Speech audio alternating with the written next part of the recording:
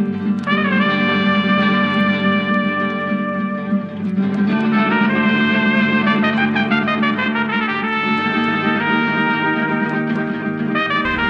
where's the office, back at Division? Yeah, in the office, baby. Ladies and gentlemen, can I please have your attention? What time is it?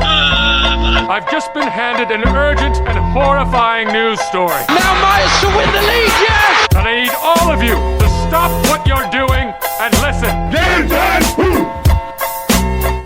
Well, hello and welcome to the Below the Rim post-game show. I don't know what you'd call it now.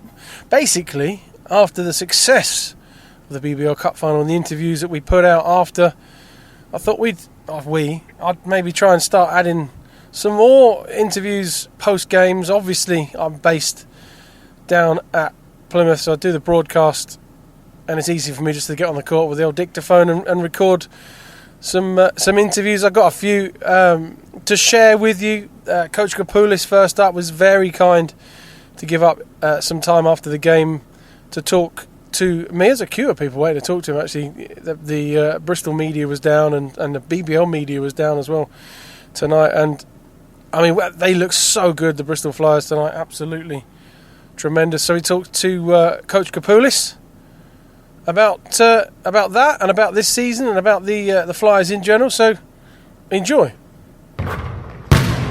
I'm Pabz from Below the Rim. I don't know if you listen to the show. Hopefully you do. Who knows? Fantastic season. Your guys, tonight's game was fantastic. Absolutely amazing. They're the best team I've seen down here in Pavilions this season, bar none. That's very nice of you. Thank you. Do you take a lot of the momentum from how everybody kind of reacted to this team at the start of the season when nobody really gave them a chance of playoffs? Yeah, I think we're a young team, so a lot of people didn't know the players that we brought in. Obviously, we had a couple of guys returning from last year's team, so the predictions were that we're not going to be very good. I think for us that was a little bit of a motivation. We knew we had a good group. They're a very hard-working group, and they play for each other, and you can see that in how they go about their business. And I think that early motivation was there, but I think for us right now is just trying to become the best team that we can be. We still have moments in our game that we're not as consistent as we go. Today we felt in the second half we can be a little bit better defensively, but overall another strong performance. We set the ball well. I think we had 6 guys in double digits, and they're a very unselfish group. They're fun to be around. They're great guys, and you can tell that. You see it all the time. But we just want to keep on getting better every week. And that's a challenge. That's not an easy thing to do. And just got to make sure we don't get complacent, stay hungry. And they motivate each other, they drive each other, which is a great thing to see. So hopefully we can keep on getting better. And as the weeks and months go by, we can be in a great situation to finish the season strong. It's not about how you start or where you're in the middle, it's how you finish. And certainly you started incredibly strong, and people were asking questions as to, is this team going to be legit? You played a lot of home games early on. I think you've answered everyone's critics as far as the season's going. Like you say, you're playing as strong now now February, but through January, as you were at the beginning of the season. With the depth that you've got in this team, is it difficult to pick a starting 5? No, I think that's the other thing. These guys are not making difficult because they're just unselfish, and they understand that we're going to go based on each game. We're going to go with a particular lineup, and we've changed our starting 5 from game to game.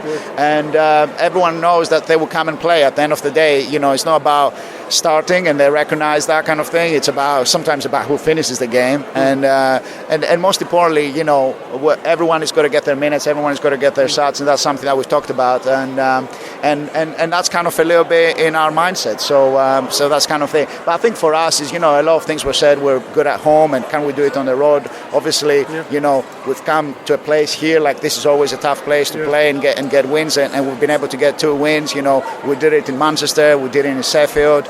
I think we just want to keep on pushing, and people will talk. That's kind of the whole thing. I think for us, we're just focusing on ourselves, and everything else is motivation. But bottom line is, it comes down to our hard work, and as long as we continue that, we stay healthy. Hopefully, we'll see where we are at the end of the season. Fantastic. Well, thank you very much for your time, and good luck with the rest of the season. I appreciate it. Thank you very much. Nice words there, kind words, and nice of him to share his time. And he's a coach that's maybe come under scrutiny a little bit more than other coaches, maybe unjustly. His teams have, over the last 4 or 5 years have kind of progressed each season. You cannot argue with the kind of results he's getting. Obviously, last season was the peak for that Flyers team, and then this season they've, at the moment, obviously there's still a long way to go, but at the moment they have exceeded expectations, everybody's expectations. I'm not sure anybody picked them really to finish that high in the league, and like he said, it kind of gave motivation. They almost live in their kind of own little bubble, like he alluded to, really, when it comes to comments and things like that. But definitely motivational for the players, improving people wrong. I managed to get a little interview as well with Jelani Watson Gayle, the man of the moment, British-born player who is absolutely excelling in the BBL right now. We have a little chat as well at the end about the potential of the BBL, introducing a 6th Man of the Year award, because he's certainly impactful off the bench, and he's explosive play, and the way he can he knocks down threes for fun, and he did tonight as well, I think. Well, the whole team shot the ball well tonight. But quick a little interview with Mr. Watson Gayle. Thank you for that as well. So enjoy. How you doing, buddy? It's Pabz from Below the Rim. I don't know if you listen to the show. No, don't worry about it. It's out there. I'll share this link if you haven't listened to it. How you doing? First of all, congratulations. You've had a great explosion into this league, and you've really taken the game by storm. And what you're doing on the court is fantastic. What would you put it down to? Just having playing with confidence, teammates trusting me, coaches and trusting in me as well. It's good to have, and you'll notice from the accent, British accent, man. It's great to have British talent like you coming through. Yeah. I mean, you got any wise words for people kind of trying to get to your situation? Really just believe in yourself, to be honest with you. Yeah. Just take advantage of all the opportunities you get as well. That's probably the main 2 things right there. All right, good, man. Yeah. Anything from tonight's game? I mean, you guys put together a hell of a show, and I've said it on the broadcast before. This is the best team I've seen down here at Pavilions. You guys play the ball so well. I mean, what's it like to be on this team? No, it's good, man. It's a good environment. Everybody wants to see each other do well. Yeah. Not really, no one's selfish. We share the ball, but we still just got a lot of room for improvement. I just put in a full 40 minutes together. We had a great first half. Defense was slacking in the second half. We just got to put a full 40 together. And you guys, it seems like, we talk about it all the time. VJ King, obviously, player of the month of January. We know the guys know you've got to shut him down, but in doing so, there's so many more of you guys left open that hit down the open threes. Do you guys in training, do you just shoot threes? Do we just shoot threes? Yeah, it looks. You just don't miss. You're over 60% tonight, I think, as a team. No, we don't just shoot threes, but like you said, we got a lot of weapons, which comes in handy. So you can't really just key in on one guy, because if you key in on one guy, then we got others that's going to free him up. So it's pretty good. And with you coming off the bench, I think we need to start to get the wheels going for BBL to start doing it like a 6th Man of the Year, because at the moment, and listeners of our show will agree with this, you've got to be a front runner. For the 6th Man of the Year? Oh, 100%. No, I just come in, I just do my job, man. Come in, explode, hit the threes, and leave, just mic drop off. Something like that, man. Thanks very much for your time, buddy. Appreciate you. Cheers, bro.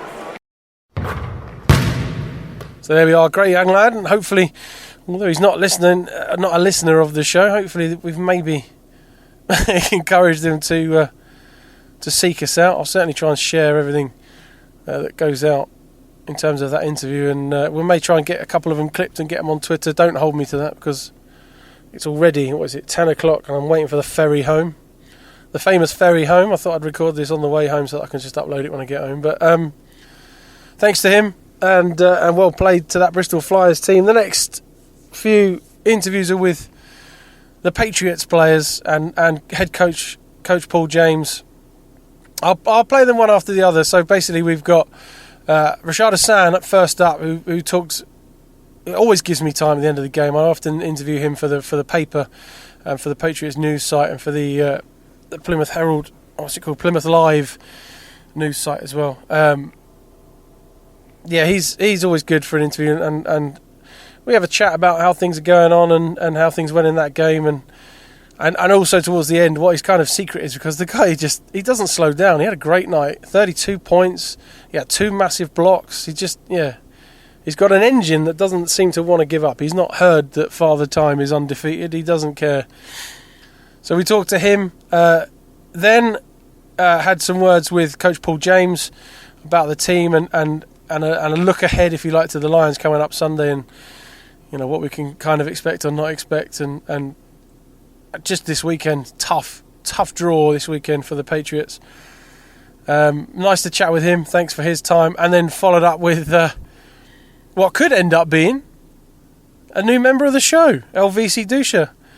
Gave us a little chat at the end. I had a little chat with him, and he's keeping well. And he alluded to wanting to replace Nicholson on the show because he listens. He's a fan, and of course, last time he was on for about 2.5 hours as he talked to us and led us through the training facility in Albania, because he was with the Albanian national team at the time. But he shared some thoughts with us, and it's a tough time at the moment in the Patriots camp. It's a tough time, and it's nice of him to allow me to interview him, first of all, and secondly to be so kind of candid and open with everything. But he was great. He always is, Elvisi.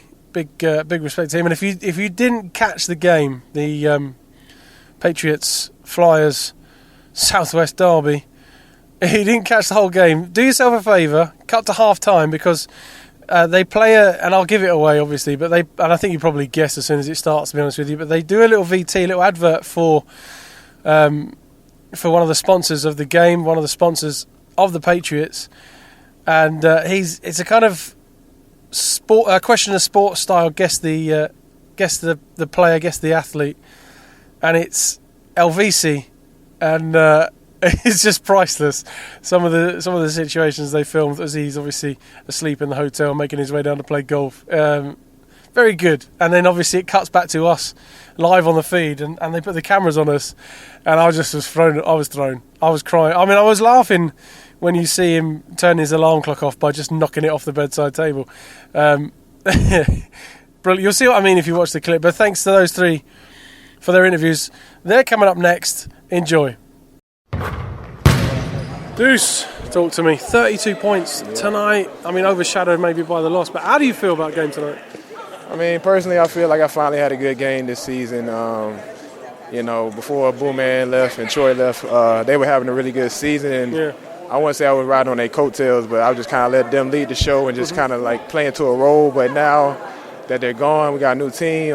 Me and myself and Elvisi got to kind of step it up on both ends of the floor. And I just been trying to hype myself up and prepare myself in the mind to just get a team more. So that's what I try to do tonight. Like you said, it's kind of unlucky with the score.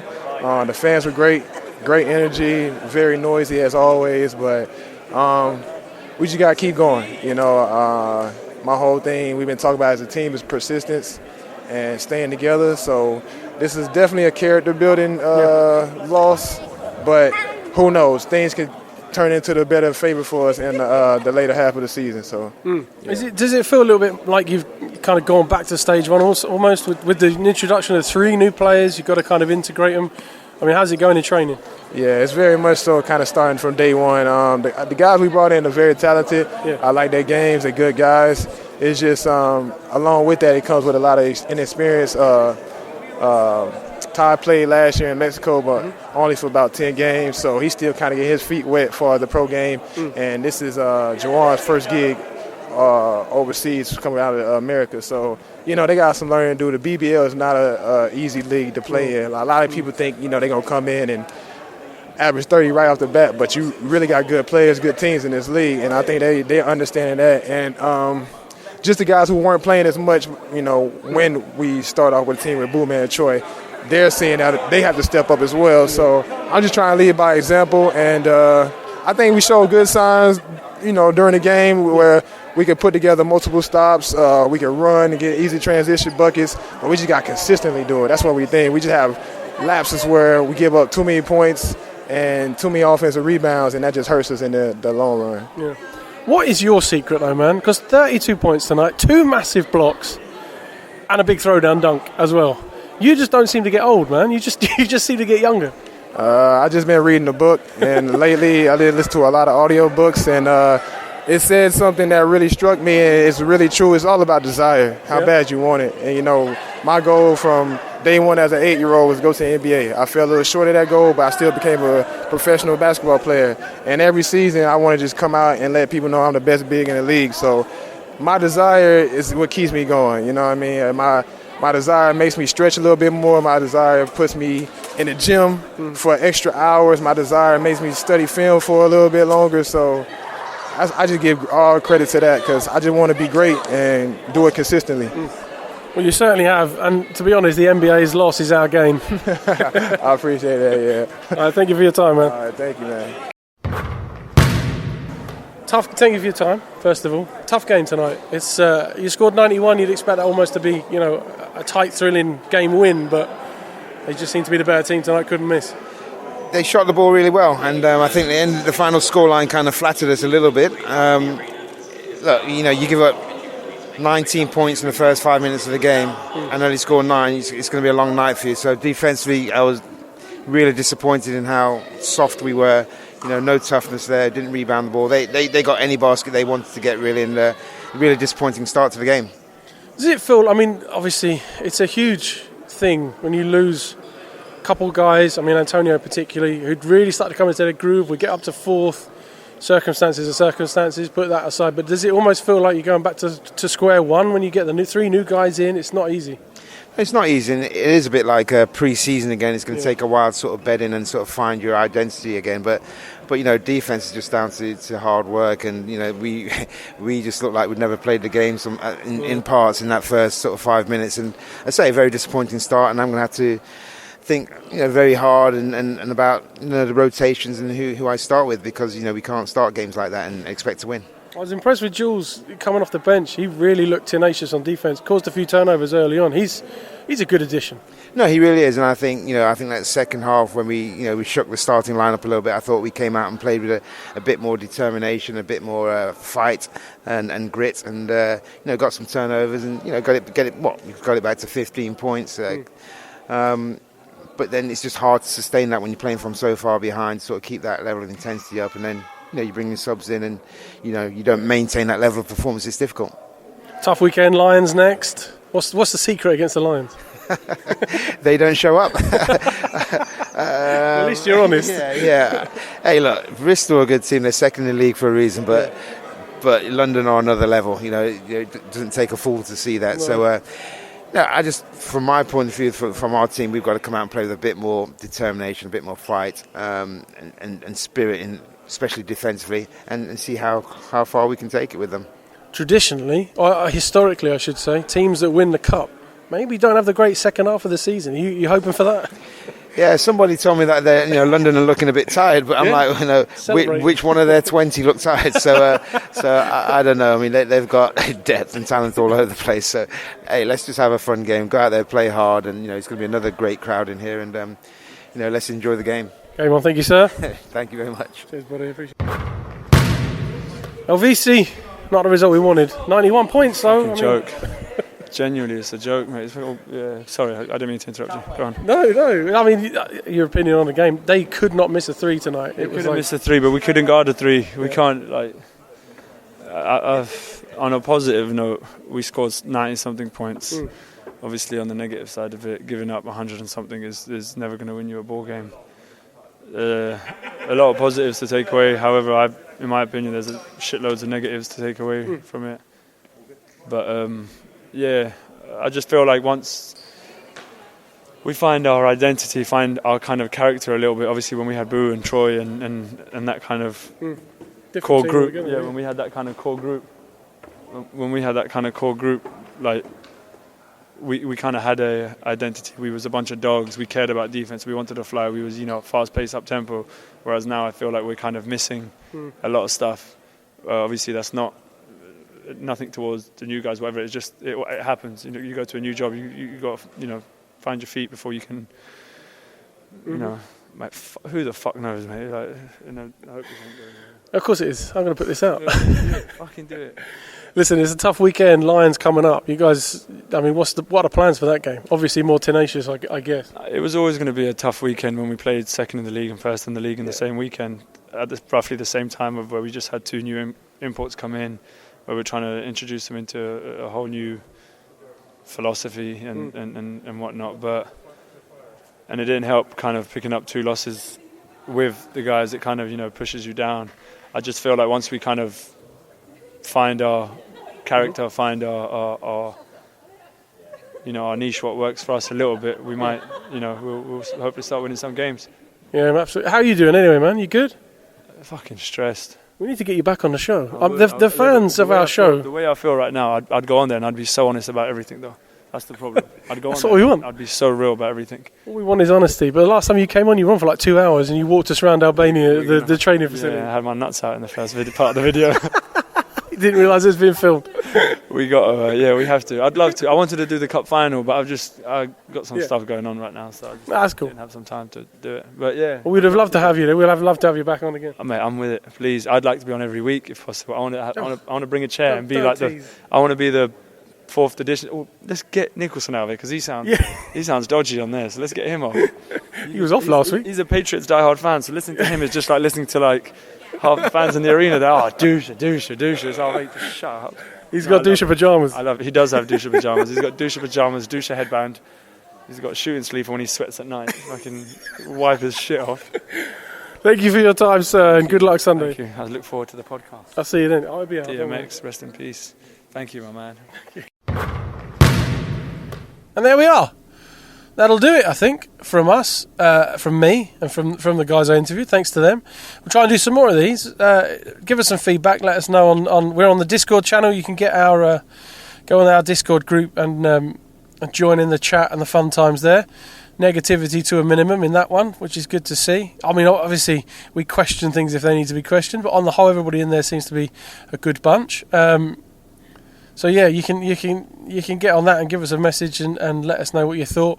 On Twitter, we're @BelowThePod. You can give us a little message or tweet out what you thought of this version of the Below the Rim show, because we will be back for the regular show obviously Monday. I may even Sunday night, if I get onto the court in time and can interview some of the Lions guys and then obviously the Pats guys as well.